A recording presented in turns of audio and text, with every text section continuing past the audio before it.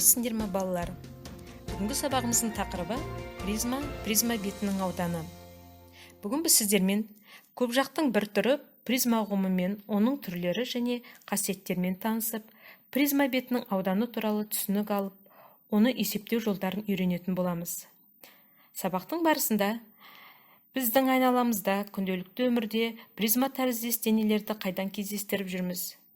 Призмалар қандай ерекше қасиеттерге ие және призмаға байланысты қандай есептеулер жүргізуге болады деген сұрақтарға жауап алатын боламыз. Қоршаған ортада призмаға мысалдар көптеп келтіруге болады. Мысалы, шкаф, тумбалар, тоңазытқыш, компьютер колонкасы, гайка, принтер. Сонымен призманың жалпы түрін көз алдарыңа елестеткен боларсыңдар. Енді призмаға нақты математикалық анықтама берейік. Екі жағы параллель жазықтықтарда жататын өзара тең көпбұрыштар, ал қалған жақтары осы көпбұрыштармен ортақ қабырғалары бар параллелограммдар болып келген көпжақты призма деп атайды. Призманың құрам бөліктері А1, А2, А3 тағы сол сияқты АН және Б1, Б2, Б3 тағы сол сияқты БН көпбұрыштары призманың табандары деп, қалған жақтары А1, Б1, Б2, А2 және А2, Б2, Б3, А3 бұл призманың бүйір жақтары деп аталады. Бүйір жақтарының бірігуі призманың бүйір бетін береді. Бүйір жақтарының ортақ қабырғалары А1, Б1, А2, Б2, АН, БН бұл призманың бүйір қырлары деп аталады. Бір табанының нүктесінен екінші табан жазықтығына түсірілген перпендикуляр призманың биіктігі деп аталады. Призма табанда жатқан көп жақтың санына қарай 3 бұрышты, 4 бұрышты, тағы сол сияқты n бұрышты деп аталады. Призманың көп жақтылығының ерекше қасиеттері туралы айта кетейік. Физикада ақ жарықты призма арқылы өткізіп, жарықтың керемет жеті түске жіктелетінін көруге болатынын білесіңдер. Призманы ұстану құрылғысы ретінде де, цилиндр формалы детальдар жасауда металл кескіш ретінде пайдаланады. Енді призманың түрлері мен қасиеттері туралы айтайық. Айтып өткендей, призманың бүйір жақтары параллелограммдар болса, онда оның бүйір жақтары мен бүйір қырлары өзара параллель және тең болады. Бүйір қырларының табан жазықтығына перпендикулярлығына қарай призмалар тік және көлбеу болады. Тік призма табан жазықтығына перпендикуляр болады. Сәйкесінше бүйір жақтары тік төртбұрыштар. Егер табан жазықтығына перпендикуляр емес болса, оны көлбеу призма деп атайды. Оның бүйір жақтары параллелограмм болады. Тік призманың биіктігі бүйір қырына тең болады. Яғни, тік призманың бүйір қыры биіктігі болып табылады. Енді призманың түрлері мен қасиеттері туралы айтатын болсақ. Айтып өткендей, призманың бүйір жақтары параллелограммдар болса, онда оның бүйір жақтары мен бүйір қырлары өзара параллель және тең болады. Бүйір қырларының табан жазықтығына перпендикулярлығына қарай призмалар тік және көлбеу болады. Тік призма табан жазықтығына перпендикуляр болады. Сәйкесінше бүйір жақтары тік төртбұрыштар.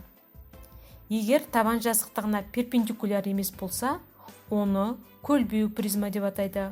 Оның бүйір жақтары параллелограммдар болады. Тік призманың биіктігі оның бүйір қырларына тең болады. Яғни тік призманың бүйір қыры биіктігі болып табылады. Тік призманың табанында дұрыс көп бұрыштар болса, онда ол призманы дұрыс призма деп атайды. Сонымен, табан қабырғалар өзара тең көп бұрыштар болып, әрі тік болса, онда ол призма дұрыс призма деп аталады. Енді призманың бүйір бетінің ауданы және призманың толық бетінің ауданы туралы түсінікпен танысып, оны есептеу формулаларын қорытып шығарайық. Өмірдің кейбір салаларында призма тәріздес дене бетінің ауданын есептеу қажеттілігі туындап жатады. Мысалы, бөлмеге түс қағаз жапсыру үшін қанша бума түс қағаз керек екенін анықтауымыз керек. Ол үшін бөлменің бүйір бетінің ауданын білуіміз керек. Немесе призма тәріздес бакты бояу үшін қанша сыр керектігін анықтауымыз керек.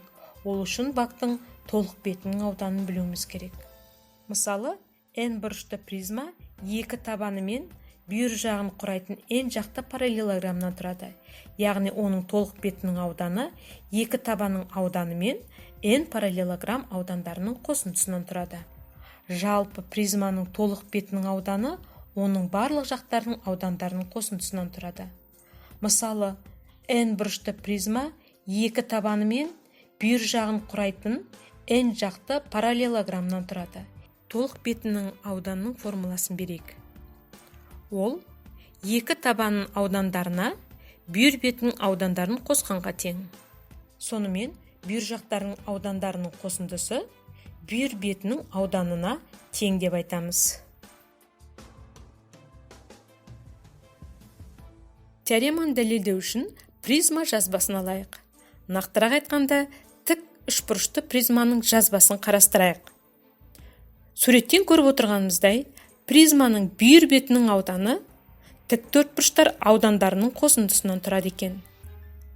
Бұл тік төртбұрыштардың бір жағы призманың бүйір қыры, келесі екінші жағы призманың табан қырларының қосындысынан тұратынын көріп отырмыз.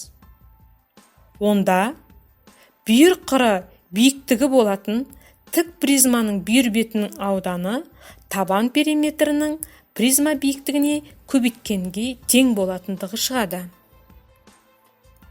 Математикалық есептеулермен дәлелдесек. Тік призманың бүйір жақтары тік төртбұрыштар.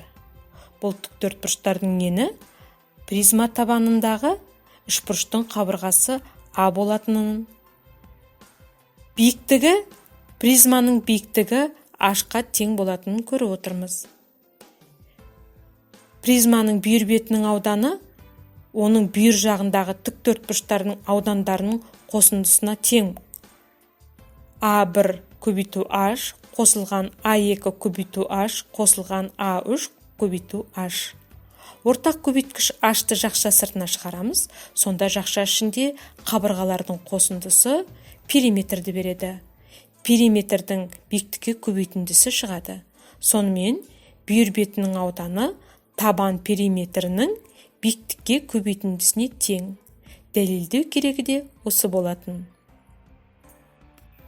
Енді балалар, сабағымызды бекіту мақсатында призма бетінің ауданын табуға есептер қарастырайық.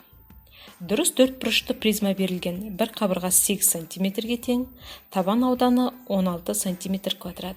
Призманың табан қыры мен бүйір бетінің ауданын және толық бетінің ауданын табыңыздар. Берілгенін жазып шығайық. Дұрыс төртбұрышты призма биіктігі 8 см және табанның ауданы 16 см квадрат.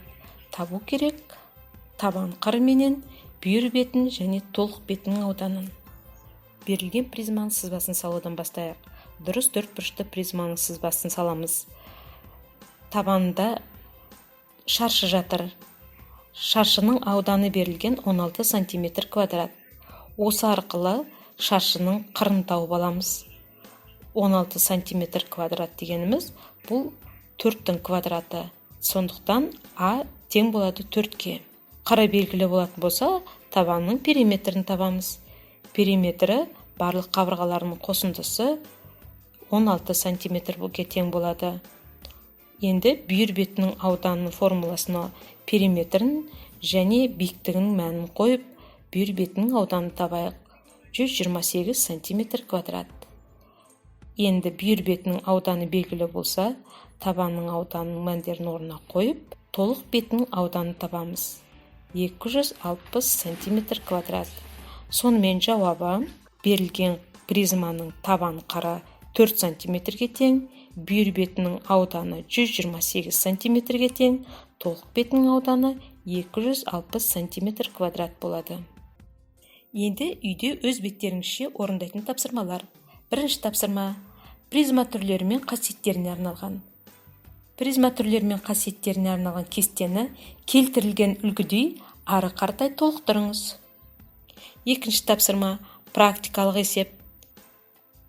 Өз жатын бөлмелеріне жөндеу жұмыстарын жүргізу қажет болды дейік. Бөлме қабырғасына түс қағаз жапсыру үшін тиісті өлшемдер жүргізіңіздер. бөлмеге қанша орам түс қағаз кетеді егер орам ені 1 метр, ұзындығы 10 метр болса? Осымен призма бетінің ауданы тақырыбындағы бейне сабағымыз аяқталды. Назар қойып тыңдағандарыңызға рахмет.